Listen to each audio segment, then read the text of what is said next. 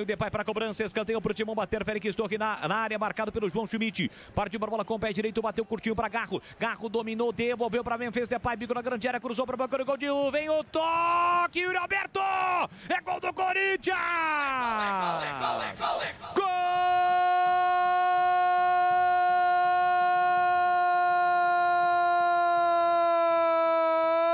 Gol do Corinthians! Campeão dos campeões. Yuri Alberto tem a nova estampada na camisa.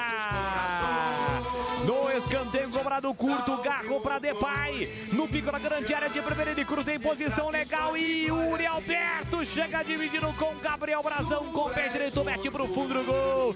Em posição legal, o Timão abre o placar da Neoquímica Arena. Explode a Fiel, vibra,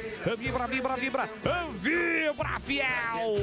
O Coringão sai da frente o Corinthians e Yuri Alberto mete lá dentro a marca do artilheiro, cheiro do gol. 12 minutos de bola rolando do primeiro tempo. Solta o grito, grita comigo, Fiel, porque olha lá o povão festejando, olha lá a galera vibrando, balançou a rede, é gol.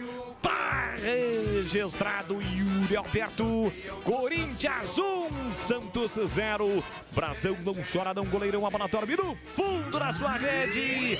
Vacilo da zaga do Santos, o Escobar saiu, deixou Yuri Alberto livre. 1-0 pro Corinthians, Vladimir Catarino. É a tal da lei do ex, né? Dando resultado mais uma vez. Jogada claramente ensaiada na cobrança do escanteio. O Memphis rolou pro Garro e aí buscando um ângulo melhor para o cruzamento. Cruzamento feito, a zaga do Santos deu uma bobeira tremenda. Tentou sair para provocar o impedimento do Yuri Alberto, que não aconteceu. Aí o Yuri teve total liberdade, estava pressionado ali pelo Brazão, mas conseguiu dar um toquinho na bola pro fundo das redes. Explode a Neoquímica Arena, o Corinthians está na frente 1-0. Tenta a resposta.